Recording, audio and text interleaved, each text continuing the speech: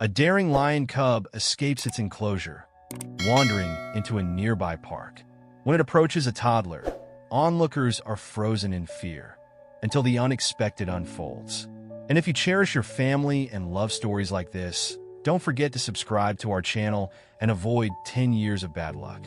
The morning sun cast long shadows across the New York City Zoo as the staff prepared for their daily feeding routine. The zoo was quiet except for the occasional animal sounds and the shuffling of the keeper's feet. In the lion enclosure, a 3-month-old cub named Leo watched the keepers with unusual attention. His golden fur was still fuzzy, and his paws seemed too big for his body, but his eyes held an intelligence that the keepers often remarked upon. The incident occurred during the morning feeding schedule. A new keeper, distracted by a phone call, failed to secure the service door properly. The latch, worn from years of use, didn't catch completely. Leo, who had been watching this door for days, noticed the slight gap. While the keepers were busy with the adult lions, he seized his opportunity. The escape wasn't dramatic. Leo simply pushed his small body against the door, which swung open with surprising ease. The cub slipped through the gap and found himself in the service corridor. The sterile hallway smelled of cleaning products and feed, but beyond that, Leo detected something new: the scent of the city. Following his nose, Leo navigated through the back areas of the zoo. He passed sleeping quarters for various animals, storage rooms filled with supplies, and finally reached an external door that had been propped open for deliveries. Without hesitation, he darted outside. New York City assaulted his senses immediately. The concrete jungle stretched before him, a maze of towering buildings and endless streets. The morning traffic created a symphony of honking horns and revving engines. The air carried 1,000 new scents: hot dogs from street vendors, exhaust from cars, and the countless humans rushing past. Leo moved cautiously, staying close to buildings and ducking behind trash cans whenever someone came too close. Most people, absorbed in their phones or conversations, didn't notice the small cub. Those who did catch a glimpse assumed he was an unusually large house cat, or simply doubted their own eyes. The cub made his way towards Central Park, instinctively drawn to the patches of green visible between the buildings. The park offered what seemed like sanctuary. Trees, bushes, and grass reminded him of the natural elements in his enclosure. He found a dense shrub near a playground and settled in to observe. Children's laughter filled the air as parents watched their kids play. Among them was 7-year-old Billy, a small boy with unruly brown hair and bright red sneakers. He was playing alone with a spinning top, his face lighting up each time he successfully launched it across the playground surface. Billy noticed Leo first. The boy had wandered near the bushes, chasing his top when it spun off course. He froze when he saw 2 golden eyes peering out from the foliage. Instead of running away, screaming, Billy tilted his head curiously. The boy had always been different from his peers, more observant, more thoughtful, and significantly less afraid of the unknown. Leo, equally curious about this small human, didn't retreat. Something about Billy's calm demeanor put him at ease. The cub emerged slightly from his hiding place, allowing Billy to see him properly. The boy's eyes widened with recognition. He had visited the zoo enough times to know exactly what he was looking at. Their interaction began slowly. Billy sat down cross-legged on the grass, maintaining a respectful distance. He pulled out his spinning top and began to play, occasionally glancing at Leo. The cub watched the colorful toy spin, his tail twitching with interest. Eventually, Leo crept closer, drawn by the boy's gentle presence and the hypnotic movement. Into the top, the scene caught the attention of nearby adults. A woman gasped, dropping her coffee cup. A jogger stopped mid-stride, pulling out his phone to record. Parents began calling their children away from the playground, creating a growing circle of spectators around Billy and Leo. But Billy remained calm, continuing to spin his top as if having a lion cub approach him was the most natural thing in the world. Leo, sensing no fear from his new friend, settled down next to Billy, their unlikely friendship forming in full view of the astounded onlookers. The morning sun continued to climb in the sky as more people gathered, phones recording the extraordinary scene. A mother's worried voice called out Billy's name, and a photographer's camera clicked rapidly, capturing what would soon become a viral moment. But for those few precious minutes, Billy and Leo existed in their own world, bound by a pure and simple curiosity that transcended the barriers between species. Sarah Martinez stood frozen among the growing crowd, her heart racing as she watched her son Billy sitting calmly next to the lion cub. As a single mother working 2 jobs to support her family, she had learned to expect the unexpected, but nothing had prepared her for this moment. Her mind flashed back to her own childhood, growing up on a farm in upstate New York where animals had been a daily part of her life. That freedom and connection with nature seemed like a distant memory now, buried under the responsibilities of urban life and single parenthood.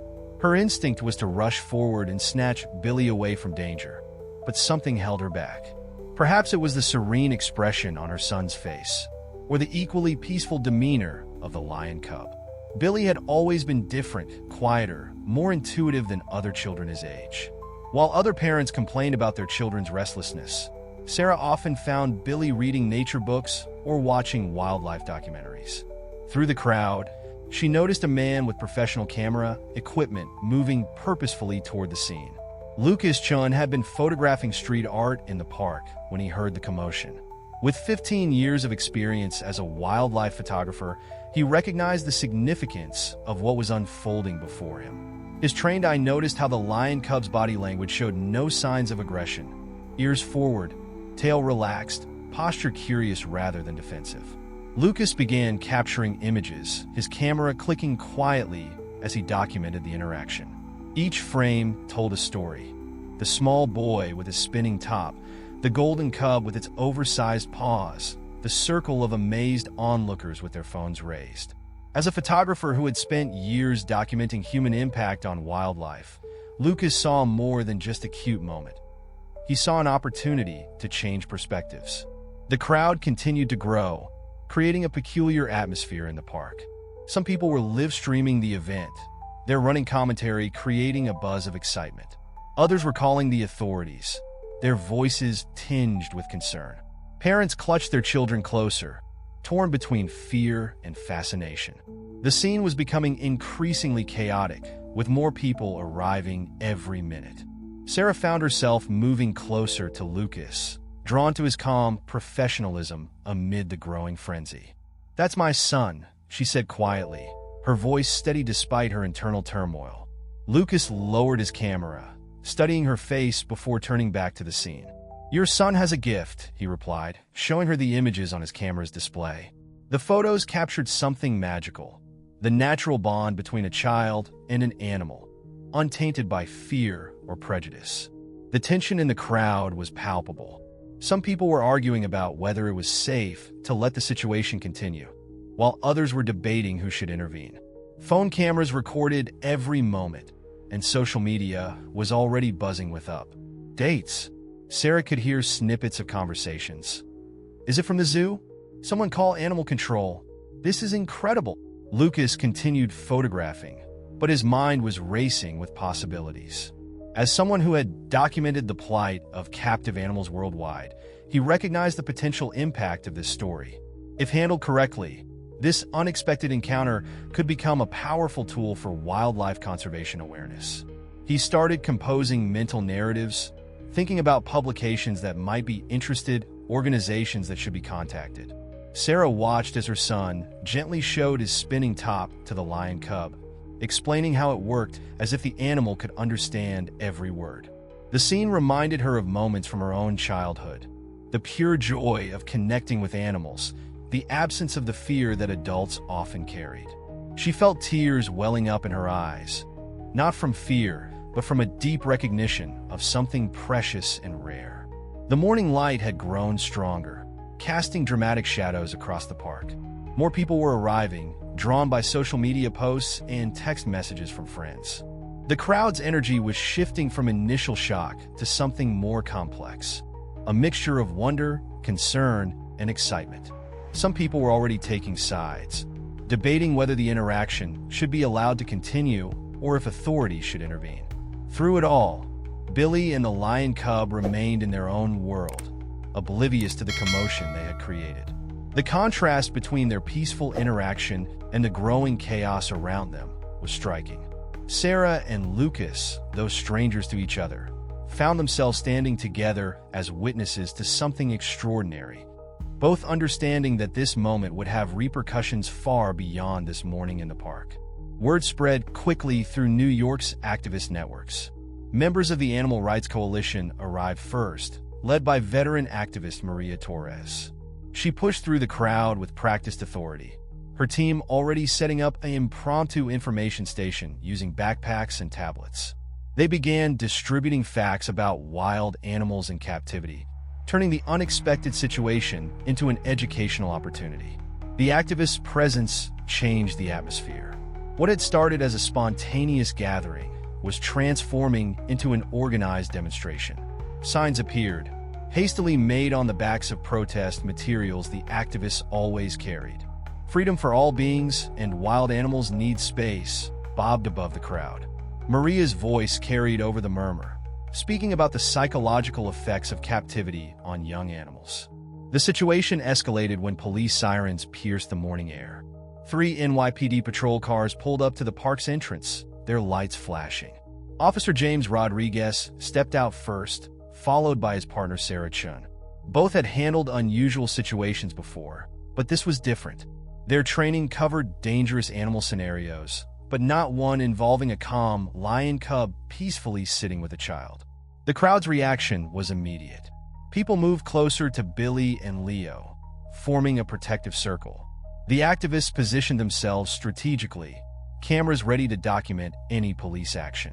Sarah Martinez felt her heart rate spike as she watched the officers approach, their hands hovering near their equipment belts. "Step away from the animal," Officer Rodriguez called out, his voice firm but uncertain. The standard protocols didn't quite fit this situation. His partner was already on the radio, requesting animal control and zoo personnel. The growing crowd made them nervous. Large groups could become unpredictable quickly. Billy looked up at the police presence, his face showing confusion rather than fear. He placed his hand protectively on Leo's back, causing the crowd to collectively hold its breath. The cub, sensing the tension, pressed closer to Billy but showed no signs of aggression. "He's my friend," Billy's clear voice rang out, cutting through the tension. "He just wanted to play with my top." The simple statement from a 7-year-old boy created a moment of unexpected silence. The officers exchanged glances, their training offering no clear guidance for this scenario. More patrol cars arrived, parking along the park's perimeter. The situation was drawing significant police resources, and the brass would want a resolution soon. Maria Torres seized the moment, approaching the officers with her hands visible. "This is an opportunity," she began, her voice carrying the weight of decades of advocacy. "We're witnessing something remarkable here. Let's not turn it into a traumatic experience for both the child and the animal." She gestured to the peaceful scene behind her, where Billy continued to demonstrate his spinning top to Leo. The crowd had grown to several hundred people. Social media was exploding with live streams and updates. Local news vans began arriving, their satellite dishes extending skyward. The police found themselves in a delicate position. They needed to ensure public safety, but any aggressive action would be broadcast instantly to millions. Officer Chin noticed something the others had missed. The lion cub's behavior was notably different from what she'd seen in training videos about wild animal encounters. Leo wasn't exhibiting any signs of stress or aggression. Instead, he seemed almost domesticated, though clearly still wild. This observation made her hesitate to follow standard containment protocols. The activists continued their advocacy, now joined by local wildlife experts who had arrived after seeing the social media buzz. They formed an impromptu advisory committee, offering their expertise to the police. "This is a juvenile lion, likely only a few months old," explained Dr. Thompson, a zoologist who lived nearby. "He's displaying natural curiosity rather than predatory behavior." Billy's voice rose again, this time directed at Officer Rodriguez. "Please don't take him away," he pleaded, his innocent request carrying more weight than all the adult arguments combined. "He's scared of the cars and lights." He just wants to be free. The boy's words, spoken with such conviction, created another ripple through the crowd. The police officers found themselves at a crossroads. Their training said one thing, but the reality before them suggested another approach might be needed. The world was watching through countless phone cameras and news feeds. Whatever decision they made would be scrutinized by millions. As tension mounted, Billy demonstrated a child's unique ability to remain focused on what truly mattered. He continued playing with his top, narrating each spin to Leo, creating a bubble of calm in the chaos. This simple action served as a powerful reminder to everyone present. Sometimes the most complex situations require the simplest solutions. The morning had become a standoff, but not the kind anyone had expected. It was a confrontation between institutional protocols and spontaneous humanity, between fear and understanding, between control and compassion. As more police units arrived and the crowd continued to grow, the next few moments would determine whether this unusual encounter would end in conflict or cooperation. Sarah Martinez felt something shift inside her as she watched the standoff continue. Years of playing it safe, of following rules and expectations, suddenly seemed less important than the truth unfolding before her. She stepped forward, positioning herself between the police and her son. Her voice, when it came, carried the strength of maternal conviction.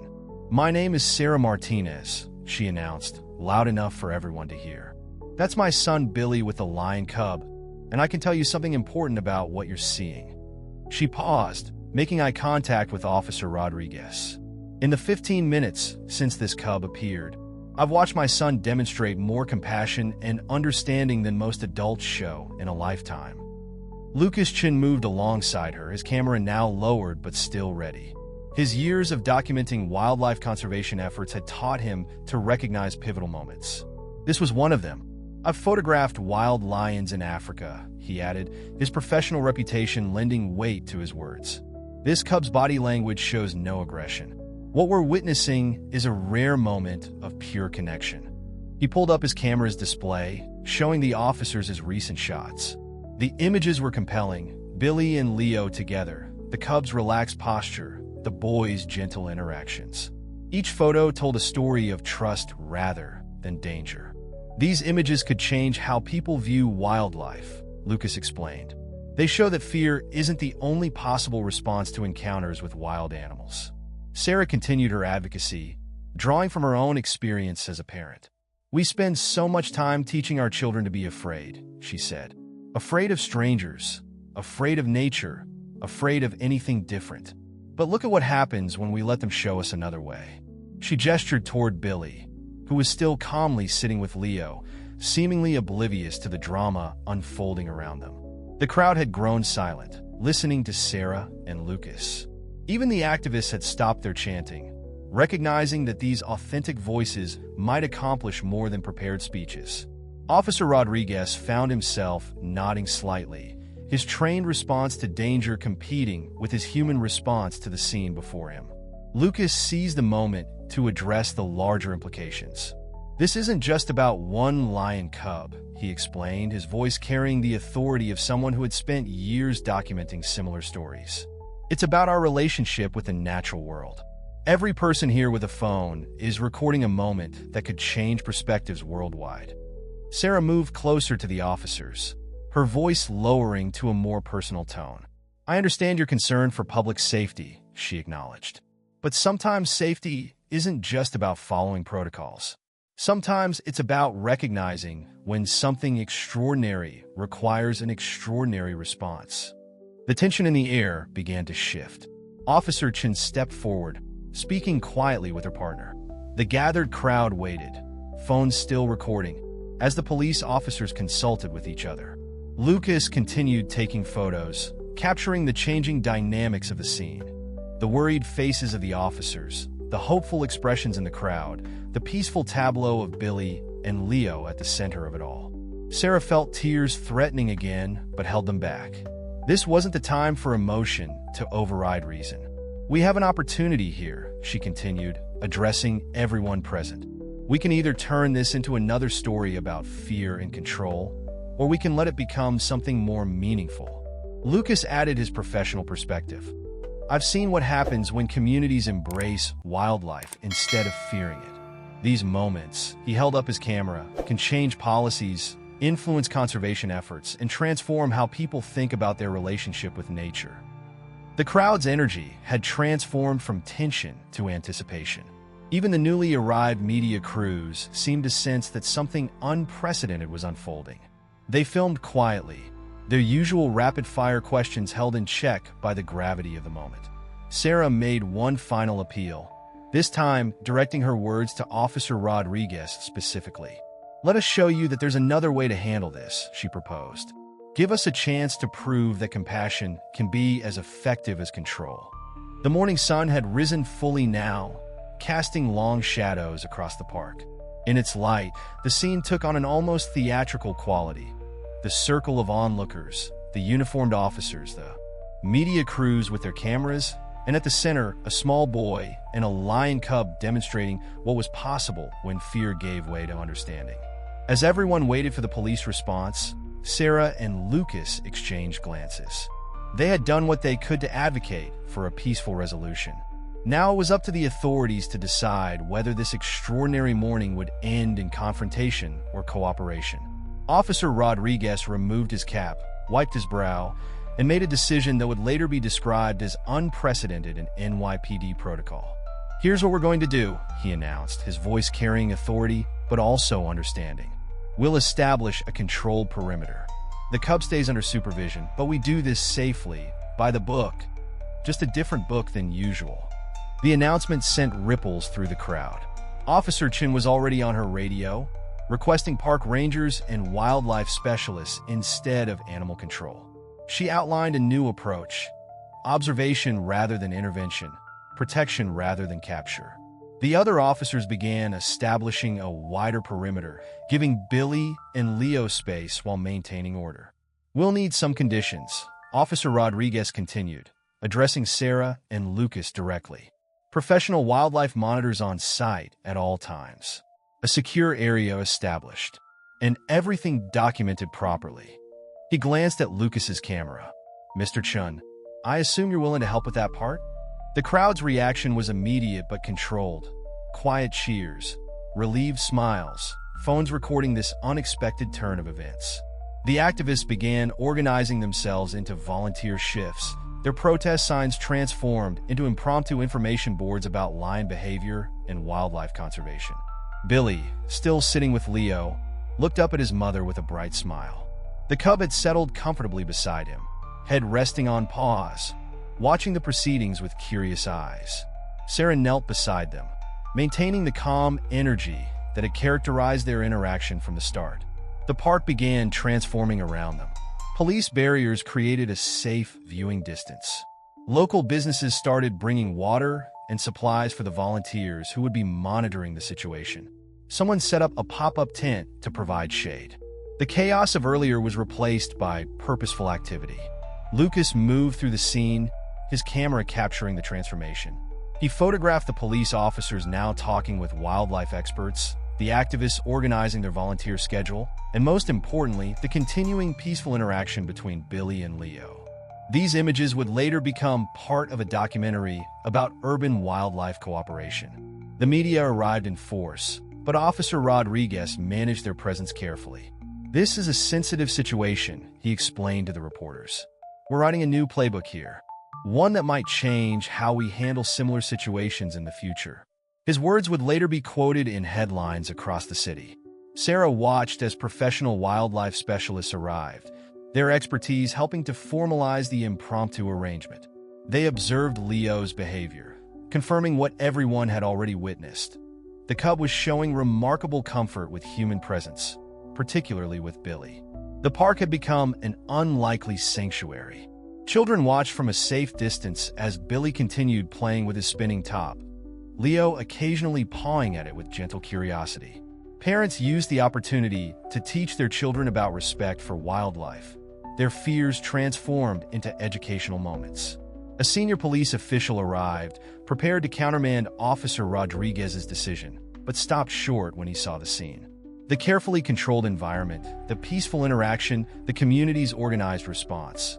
it was hard to argue with success. Instead of shutting it down, he found himself authorizing UDD resources to maintain the secure perimeter. The morning stretched into afternoon. Food trucks appeared at the park's edge, feeding the growing crowd of observers. Social media exploded with updates, drawing more people to witness what was becoming known as the Central Park Lion Miracle. But within the controlled area, Billy and Leo remained in their own peaceful bubble, unaffected by the attention they'd attracted. Sarah found herself working alongside Lucas and the activists, helping to coordinate the community response. Her professional organization skills, honed by years of single parenthood and juggling multiple jobs, proved invaluable in managing the impromptu operation. As the sun began to drift toward late afternoon, the scene had evolved into something no one could have predicted. What started as a potential crisis had transformed into a carefully managed demonstration of coexistence. The police maintained their presence, but with a light touch, the crowd stayed respectful, and most importantly, Leo showed no signs of distress. The day's events had proven something important, that with proper management and understanding, even the most unexpected situations could lead to positive outcomes. As Sarah watched her son gently explaining his toy to a drowsy lion cub, she realized they had all witnessed something that would change their perspective forever. Within 48 hours of Leo's appearance in Central Park, Sarah Martinez found herself sitting at her kitchen table, surrounded by laptops, phones, and hastily scribbled notes. Her living room had transformed into an impromptu campaign headquarters. What began as a spontaneous event had evolved into a structured movement, with Sarah unexpectedly at its helm. "We need to focus on sustainable funding," she explained to Lucas, who sat across from her, sorting through his photographs. The images he'd captured had already gone viral, appearing in major news outlets worldwide. His shot of Billy and Leo sharing a peaceful moment had become the campaign's unofficial symbol. This isn't just about keeping Leo safe anymore. It's about changing how we think about wildlife in urban spaces. Lucas nodded, pulling up a preliminary website design on his laptop. "I'm thinking of a documentary series," he explained. "Not just about Leo, but about similar stories worldwide. Show people that coexistence is possible." His photography career had prepared him for this moment, though he never expected to find such a powerful story in Central Park. The media attention was intense. Morning shows wanted interviews, newspapers requested exclusive stories, and social media influencers clamored for access. Sarah managed it all with surprising skill, ensuring that each interaction served their larger purpose. She insisted that every interview include information about wildlife conservation and urban animal protection. Billy had become an unexpected spokesperson for the cause. His natural ability to interact with Leo, combined with his innocent yet profound observations, made him a powerful advocate. "Leo just wants to play, like all of us," he told a reporter from National Geographic Kids. "He's not scary if you understand him." His words resonated with children and adults alike. The campaign grew organically. Local businesses began offering support, printing services for flyers, meeting spaces for volunteers, food for events. A tech startup developed an app to track wildlife-friendly initiatives across the city. Social media groups formed to coordinate efforts and share information. Lucas's involvement proved crucial.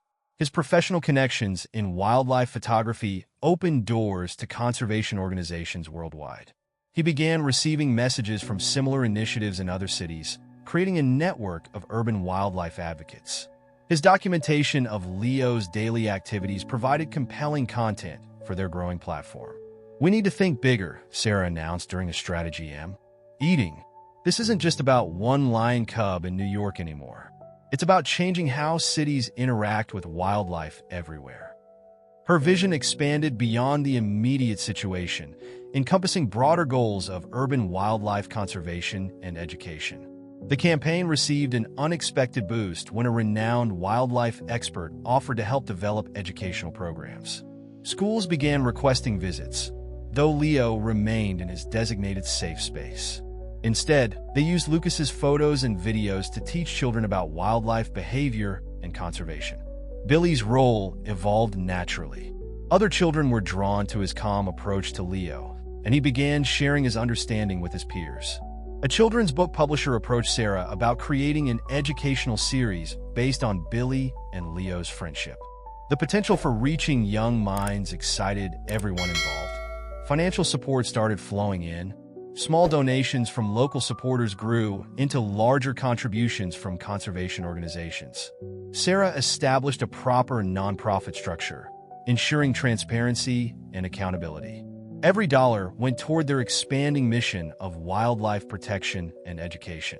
Lucas continued documenting everything. His lens captured the growing movement, volunteer meetings, educational sessions, community events. He focused particularly on the moments that showed the positive impact on both people and animals. These images tell a story of possibility, he explained. They show what happens when fear is replaced with understanding.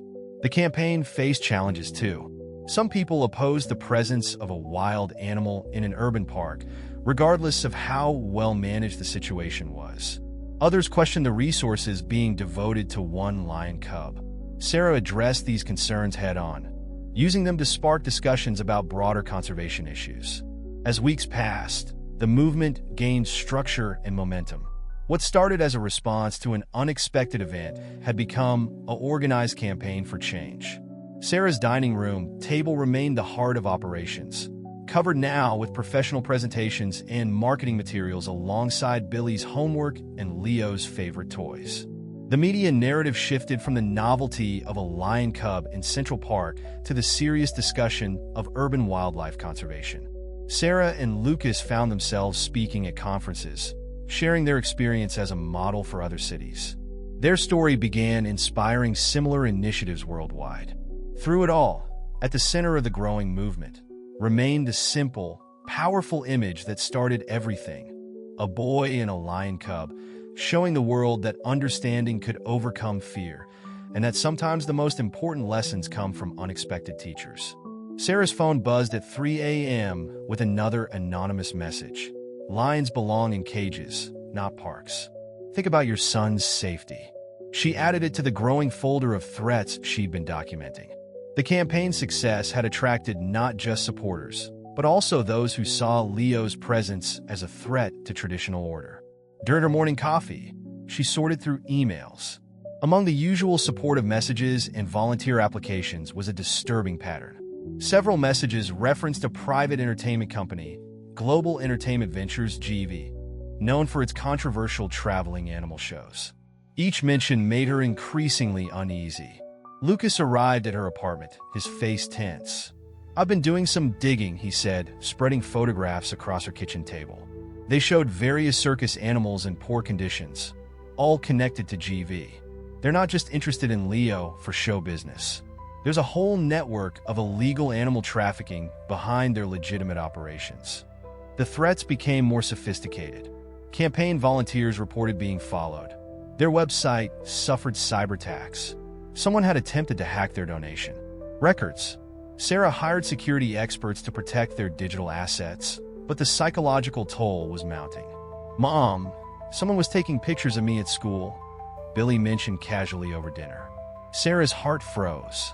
She'd noticed unfamiliar cars parked outside their apartment, but had hoped she was being paranoid. Now her fears seemed justified. The next day, she arranged for additional security measures at Billy's school. Lucas's investigation uncovered more disturbing details. GEV has connections with corrupt zoo officials, he explained during a private meeting. They're experts at making animals disappear through seemingly legal channels. His sources suggested that the company had already begun laying groundwork for a legal challenge to Leo's current situation. The pressure came from unexpected directions. City officials who had previously supported them began distancing themselves. Health and safety inspectors appeared with increasing frequency, citing obscure regulations. Each inspection felt less like routine oversight and more like harassment. Sarah received what appeared to be a generous offer from GV. They proposed purchasing Leo for their wildlife education program, promising state-of-the-art care and continued access for Billy. The letter arrived on expensive letterhead, its tone professional but with an underlying message. This could get difficult if you refuse. Local media coverage started shifting. Articles appeared questioning the wisdom of keeping a wild animal in an urban park. Anonymous sources cited safety concerns and suggested that professional facilities like GEV would be better equipped to care for Leo. Sarah recognized the sophisticated PR campaign for what it was, an attempt to sway public opinion. Lucas found himself being followed while photographing Leo. Professional-looking men with cameras appeared, documenting everyone who visited the park. "They're building profiles on us," he warned Sarah. "They're looking for weaknesses, ways to discredit the campaign." The campaign's bank accounts faced mysterious audits. Donors received calls questioning the legitimacy of the organization. Sarah spent hours reassuring supporters, providing documentation, fighting to maintain the trust they'd built. Each attack required resources and energy to counter. Billy, despite his young age, sensed the tension. "They want to take Leo away, don't they?" he asked one evening. Sarah held her son close, struggling to balance honesty with protection. "Some people don't understand what we're trying to do," she explained carefully. "But we're going to keep Leo safe." Lucas discovered that GEV had hired private investigators to dig into their backgrounds. They were looking for anything that could be used against them: financial troubles, personal scandals, past mistakes. Sarah's status as a single mother was being scrutinized, with subtle implications that she was putting her son at risk. The campaign's legal team warned them about potential challenges. GEV had a history of using lengthy court battles to exhaust their opponents' resources. They recommended building a war chest for legal defense, even as they fought to maintain their current operations. Through it all, Leo remained seemingly unaware of the human drama swirling around him. He continued his daily routines in the protected park area, playing with Billy during supervised visits, his presence a living reminder of what they were fighting to protect. His very existence in the park challenged powerful interests who preferred wildlife safely contained and commodified. Sarah and Lucas found themselves working late into the night, strategizing responses to each new threat. They were no longer just running a conservation campaign. They were fighting a complex battle against forces that saw wildlife as property rather than beings deserving of freedom and respect. The Wildlife in Our City festival transformed Central Park into a celebration of urban conservation. Booths lined the pathways, each representing a different aspect of wildlife protection. Children crowded around educational displays, while parents attended workshops on coexisting with urban animals. The atmosphere buzzed with energy despite the underlying tension of recent threats. Sarah supervised the main stage setup, checking her phone constantly for security updates. The campaign had hired professional security after the recent threats, their presence subtle but vigilant. "Everything's ready for Billy's speech," she told Lucas, who was positioning cameras to document the event. They'd learned to balance openness with caution. The festival drew thousands, far exceeding their expectations. Families arrived wearing T-shirts with Leo's image. Environmental organizations set up interactive exhibits. Local artists displayed wildlife-themed work. Even some city officials who had distanced themselves recently made appearances, perhaps sensing the shifting public sentiment. Billy's speech was scheduled for midday. He'd practiced for weeks, working with Sarah to find the right words to express his connection with Leo. The 7-year-old stood backstage, clutching his note cards, occasionally peeking out at the growing crowd. His red sneakers, now famous from Lucas's photographs, tapped nervously against the floor. "Ladies and gentlemen," the announcer's voice carried across the park, "please welcome Billy Martinez." The crowd erupted in applause as Billy walked onto the stage, his small figure illuminated by sunshine. Leo, in his secured area nearby, perked up at the sound of his friend's voice through the speakers. "Leo taught me something important," Billy began, his clear voice carrying unexpected authority. "He taught me that being different doesn't mean being dangerous. Sometimes it just means being brave enough to make new friends." The crowd fell silent, captured by the simple wisdom of his words. As Billy concluded his speech, a commotion near the festival entrance drew attention. Dr. James Wilson, the head zoologist from the city's main zoo, approached the stage. He hadn't been invited, and his presence sent a ripple of tension through the organizers. Sarah moved closer to Billy, while Lucas adjusted his camera to capture whatever might unfold. "I've come with a proposition," Dr. Wilson announced, taking the microphone. His words carried a weight that hushed the crowd. The zoo has been monitoring this situation closely. We've witnessed something unprecedented, a model of coexistence that challenges our traditional approaches to wildlife management. Sarah held her breath. Dr. Wilson's reputation was complex. While he represented traditional zoo management, he was also known for progressive views on animal welfare. His next words could either support their cause or destroy it. "We're proposing a partnership," he continued, "not to return Leo to captivity, but to create a new kind of sanctuary. A place where he can live freely while serving as an ambassador for wildlife conservation. A middle ground between traditional zoos and complete freedom." The proposal hung in the air. Festival attendees murmured amongst themselves. Sarah noticed Lucas moving through the crowd, capturing reactions. This moment would be crucial for their documentary. Dr. Wilson laid out his vision: a protected area within the city, professionally managed but maintaining the community connection that had made Leo's story unique. "We've learned from watching your success," he admitted. "Perhaps it's time for traditional institutions to evolve." The crowd's reaction was mixed. Some cheered the potential legitimacy this partnership could bring. Others voiced concern about any involvement from traditional zoo management.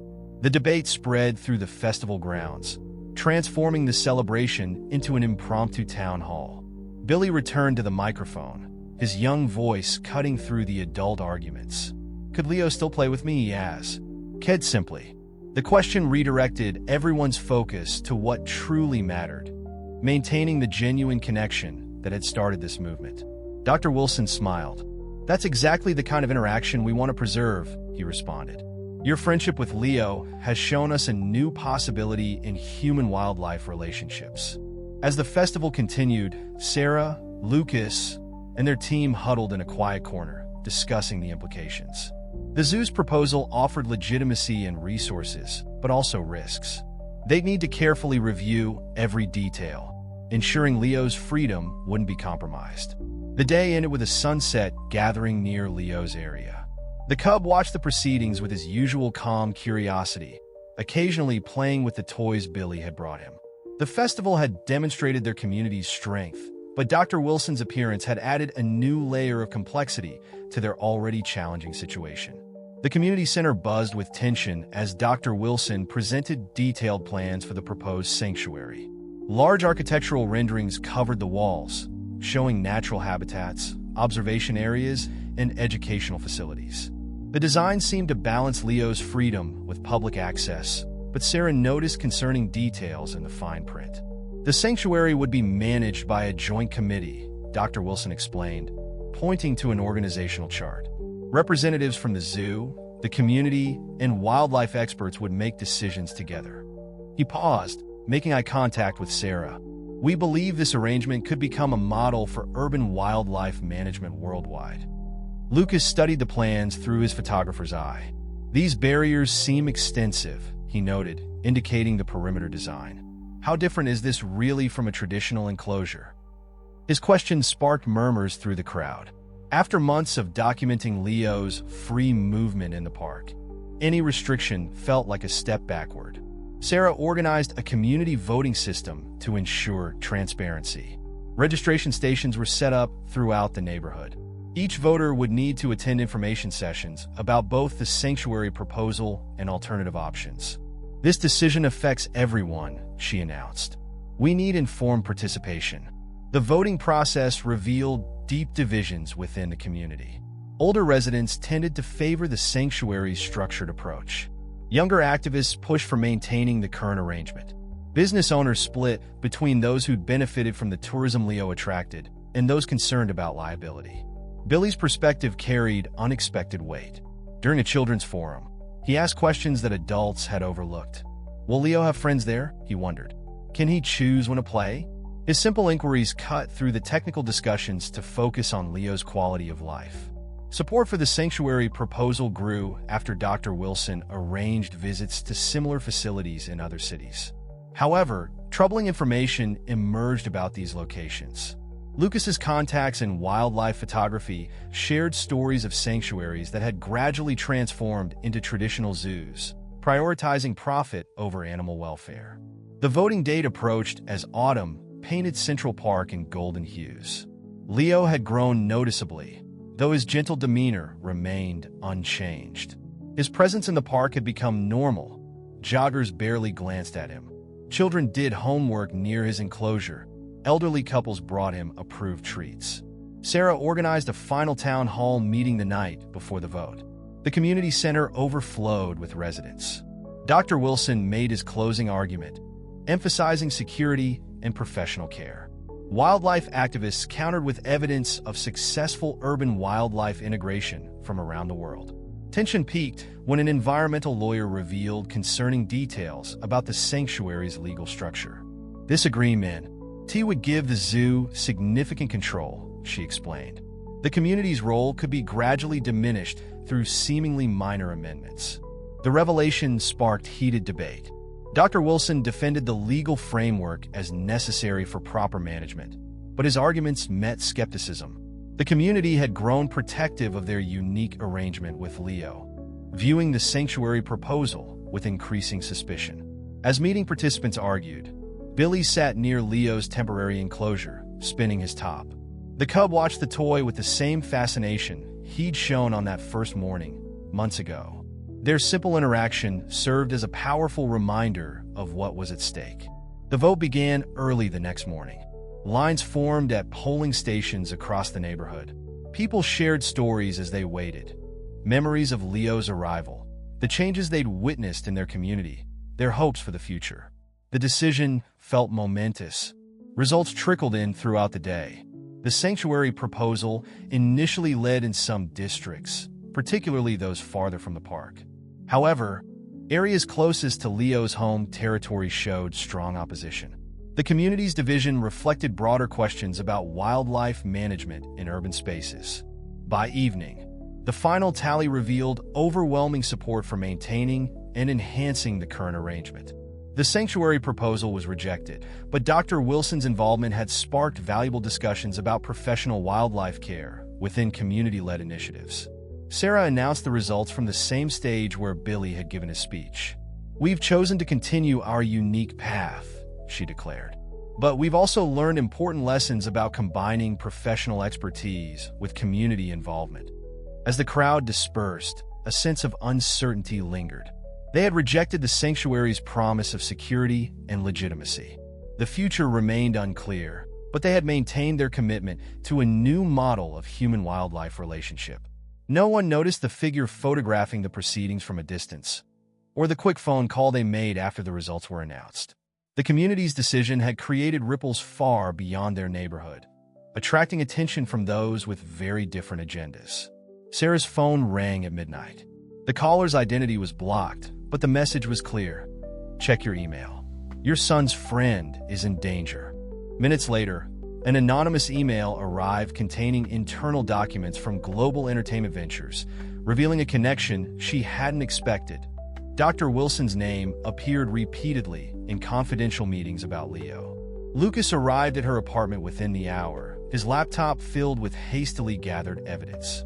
"I've been tracing financial transactions," he explained, spreading documents across her kitchen table.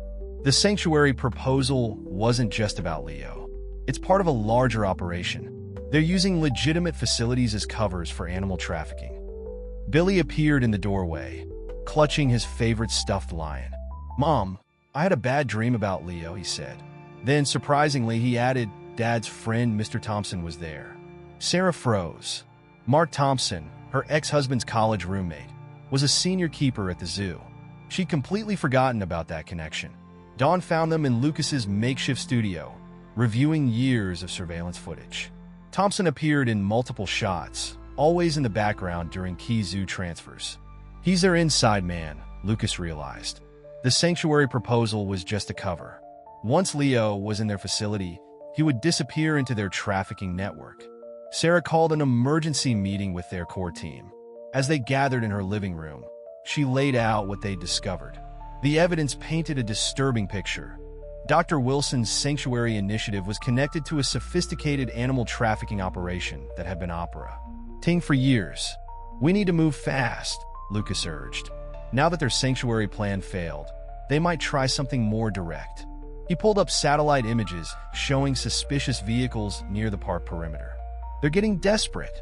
Billy, who had insisted on staying up, suddenly spoke up. I saw Mr. Thompson talking to the new security guards yesterday, he said. They had special phones. This seemingly innocent observation proved crucial.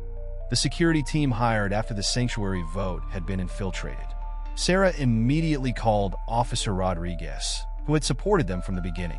Within hours, he had launched a covert operation. The police needed evidence of actual criminal intent, not just suspicious connections.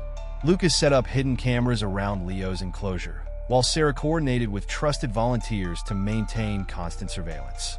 The trap was set. Now they had to wait for Thompson and his associates to make their move. They didn't have to wait long.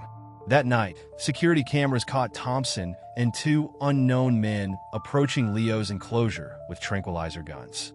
Officer Rodriguez's team moved in silently, but the operation didn't go as planned.